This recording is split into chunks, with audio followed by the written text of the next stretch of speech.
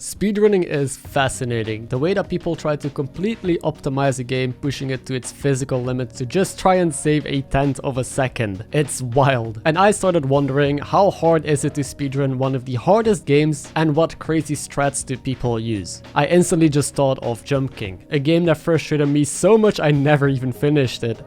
Fuck! Notorious for its difficulty, even after years of being released, less than 10% got to the top ones. I started doing my research, talked to some speedrunning pros. Yo, what's up? Yo. And on top of that, because I'm a masochist, I set myself the ultimate challenge to learn how to speedrun the game myself. So, let me take you on the journey and the history of Jumpking speedrunning.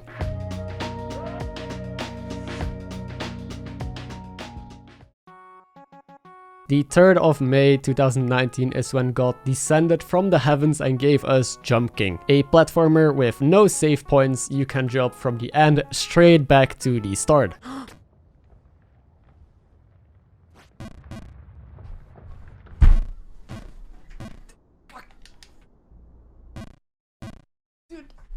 Which supplied a bunch of big creators with some quality content because of moments like these.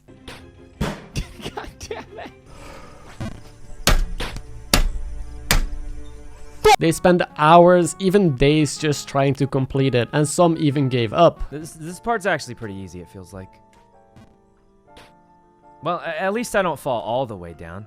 With its virality and quick success, of course, came a bunch of players trying to speedrun this. Now, to truly understand how hard all of this is, I set myself the ambitious challenge of learning how to speedrun Jumpking in 1 week and see how close I can possibly get to the world record. At the same time, I'll learn a thing or two about the game, the community, and strategies in exchange for losing my sanity. I'm done. When I started digging into the world records and how it evolved over time, turns out it's way more complicated than I expected. The in-game timer is used to see how fast you complete a run, but apparently until the end of 2019, this timer was pretty inaccurate, so the leaderboard was kind of messed up. A bunch of different players were competing against each other, pioneering the Jumpking speedruns and bringing down the time. At this point, people were just playing fast and consistent. No crazy skips or strats yet, leaving the fastest runs at around 5 minutes. I haven't finished this game once, that's the thing. This game was so hard, I played it for like 50 hours and I never finished it, and I gave up.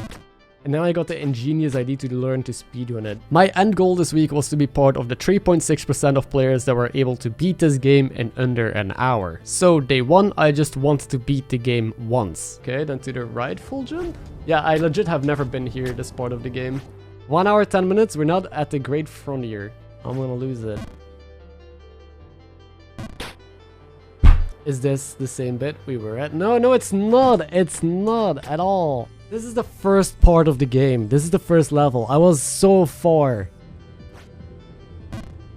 How? What? I fucking did it. Oh my god. Are we in the tower? We're in the tower. It's another full, right? Yes.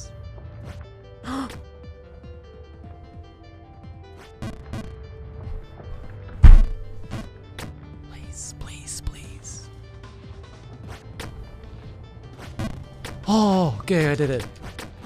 After over 7 hours, I was finally done, and I had no fucking clue how I was ever going to attempt speedrunning with 0 experience.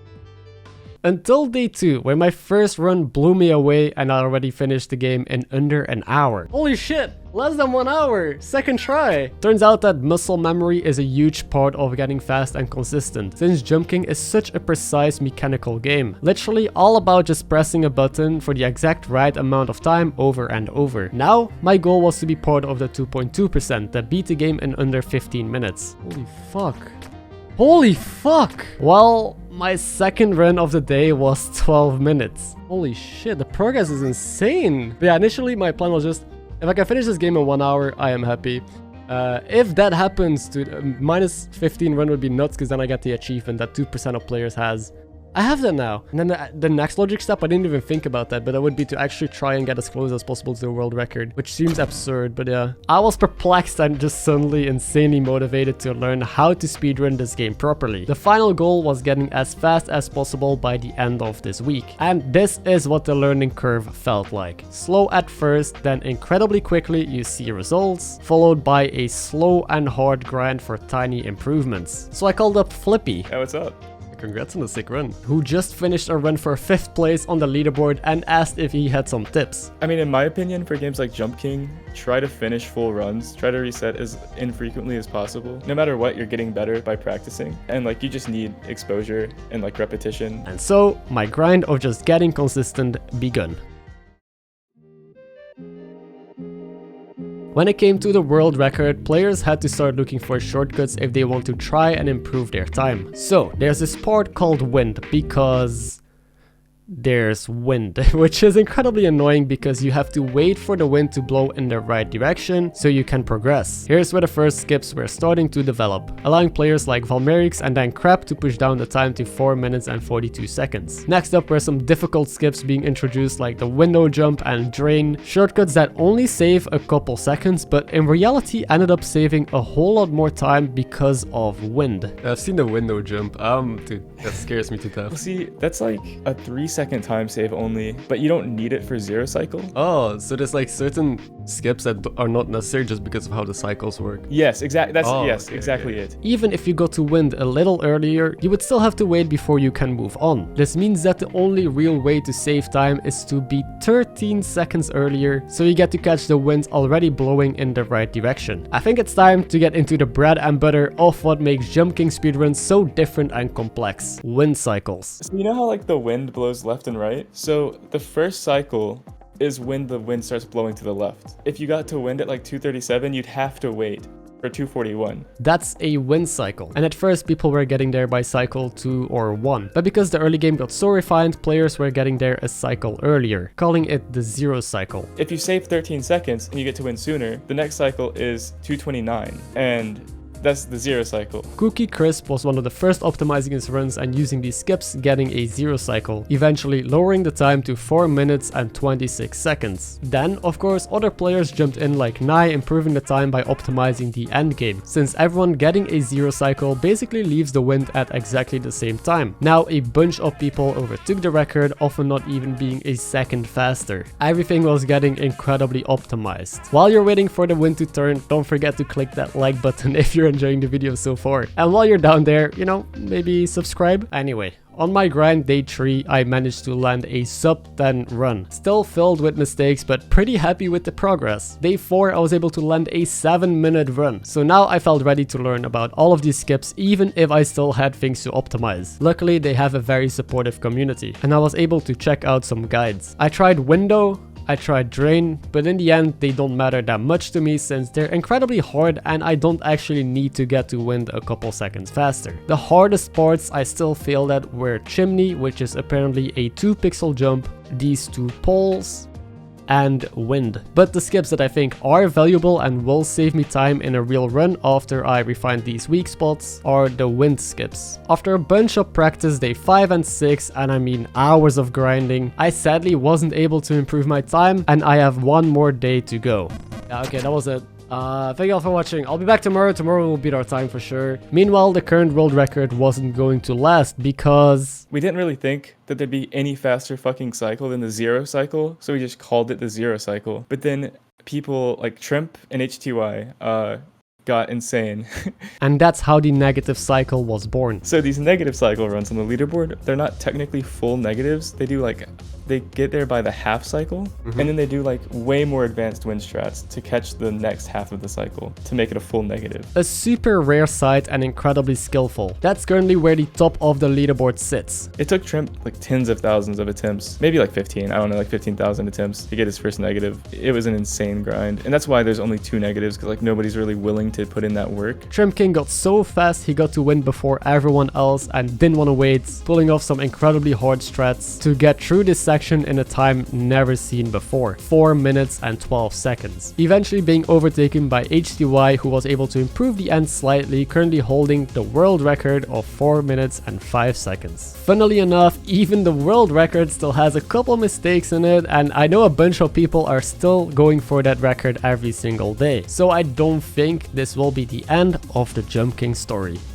Now for my journey, the final day, I was hyped. After only 15 minutes, I got this run. First part, pretty easy and straightforward, saving time doing these small hops instead of walking normally. Second part, pretty fast, not doing the drain skip, but just trying to execute all of the other jumps pretty well. The castle has 2 jumps that are a little sketchy, but I managed to land them. Then Borgenberg, which is the first point that kills most of my runs, this 2-pixel chimney jump. Let's fucking go, this is the run. This is the run. Of course, I didn't want to choke now and risk a window jump. One more hard part to go.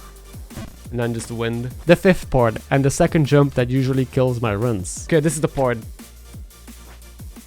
That's fine. Okay, we first tried it again. And now, wind. Okay, we have to wait for the wind, so that's a little bit unfortunate. I was able to land the first skip successfully. But that was the easy one. And now for the second skip... Ah, close. It's fine. It's fine. Oh no, it's not fine. Oh my god, I choked. Yeah, I'm wasting... Oh no, it's fine, okay. I somehow was able to recover from that. Now for the final part. Now this part is the most annoying one because I hate this lineup so much, man. Okay, that's good. Just let me focus. I'm not gonna do the skip. Fuck that, I'm not gonna risk it. Okay, that was almost fucked. Then entering chapel, pretty simple, but a small throw on a simple jump. Damn it.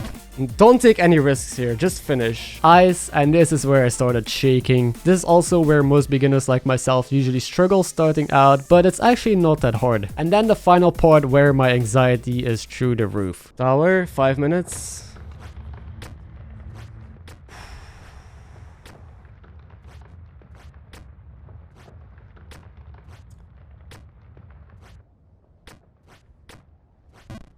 Holy fuck, dude.